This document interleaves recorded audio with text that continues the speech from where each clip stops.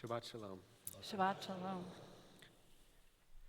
Vayomer Adonai el Avram, Lech lecha me'artzecha u'mimoladetcha u'mibeit avicha el ha'aretz asher arecha. Adonai said to Abram, "Go forth from your land, from the place of your birth, from the house of your father, to the land that I will show you." And so begins one of the great journeys of the Torah and religious literature more generally. Abram, as he's known then, and he will become Abraham, but Abram follows God's call to leave his homeland and to travel to Canaan, where he is promised descendants and a covenant with God. His journey takes him through Canaan, Egypt, and back as he builds altars, faces trials, and solidifies a special relationship with God for him and his descendants. The verse I read at the beginning of Parshat Lech Lecha does a wonderful job teaching us what it means to go on a journey. First, we learn that journeying means leaving behind what is familiar to us. We read somewhat repetitively that Abram goes forth from his land, from the place of his birth, from the house of his father. The text emphasizes how much Abram is leaving behind, how much he is stepping out of what is familiar to him. If we read the verse carefully, we also notice that God doesn't tell Abram where he's going. God tells Abraham to lech lecha, to set out, el ha'aretz asher arecha, to the land that I will show you. Going on a true journey means going into the unknown. Journeying means leaving what is familiar and having faith that a path will illuminate to guide you along your way. For Abram, this means going on quite a tour of the Middle East. He travels from Ur-Kasdim to Haran, to Canaan, to Egypt, and back to Haran. Abram's journey is unpredictable. It tests his faith and involves real transformation, so much so that he gets that name change, from Abram to Abraham. Retracing Abram's travels in the Middle East would make for a fabulous trip, perhaps in a more peaceful era, and it also makes for a great story. But I wonder if the extent of Abram's travels can mislead us when we think about journeys. Most of us do not get to travel as much as Abram, and yet we are still on journeys.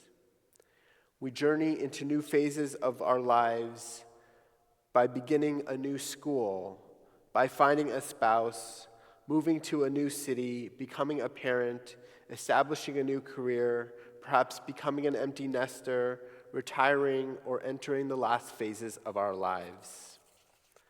We go on journeys all the time, whether we call it that or not. Thinking about what we do in life as journeys helps us to better understand ourselves and to better move through the stages of life. Acknowledging that we are on journeys makes us better journeyers. I first realized this over a decade ago when I taught high school level English in San Quentin State Prison. I was a volunteer teaching a class of inmates academic skills so they could enter an associate's degree program. My co-teacher and I chose journeys as a theme for our class. We read about many different types of journeys, and two in particular stood out. The first was the journey of the author William Least Heat Moon, who in 1982 finished writing an incredible book called Blue Highways. The book tells the story about how he lost his job and got divorced, and then traveled around the entire United States in a converted van on what he called the Blue Highways. This was the network of highways that existed before the interstates and that went through small towns. Least Heat Moon meets and interviews ordinary people along the way. His book is absolutely beautiful, and it includes photos that he took of the people he met. He has this incredible knack for getting to the heart of what makes a person, and his book offers a compelling portrait of small-town America. For the purpose of thinking about journeys, it stood out that Lee Moon drove in a massive circle.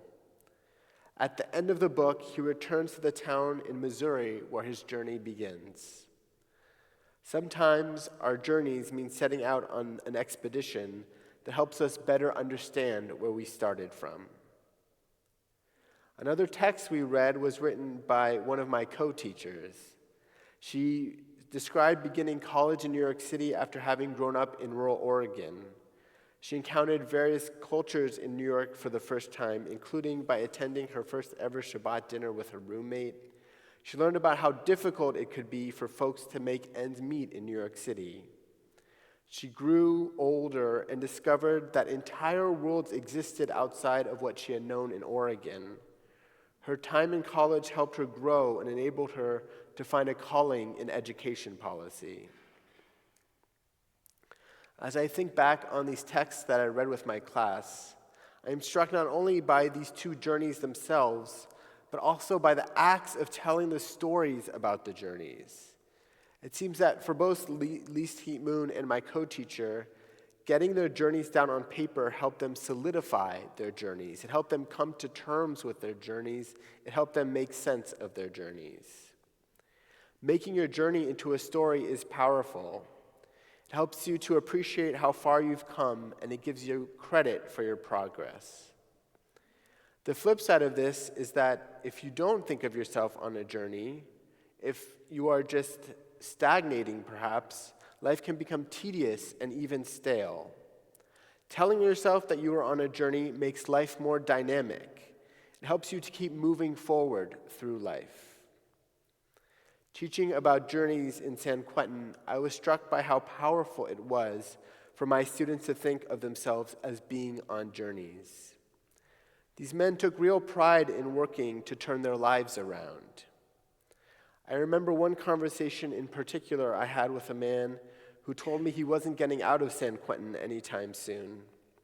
He told me that for him, taking my class and continuing on in the associate's degree program was about helping himself to feel as though his life was moving in the right direction. This man thought himself as being on a journey, even if he wasn't physically going anywhere in the near future.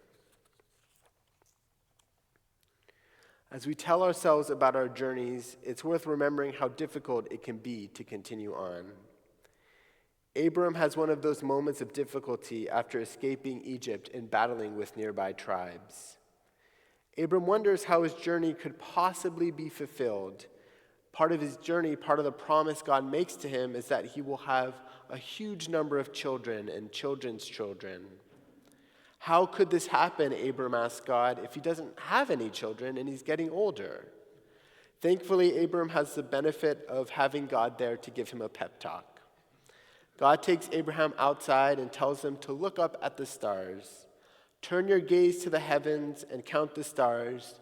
If you can count them, so shall your offspring be. Not a bad pep talk. The Torah teaches that Abram then put his trust in God. Part of going out on a journey for Abram and for us is having faith in that journey. To succeed, we have to trust that things will be okay. This is not easy even for Abram. About a chapter later, Abram again has doubts that he will ever have children at his old age, and he even laughs about this to God.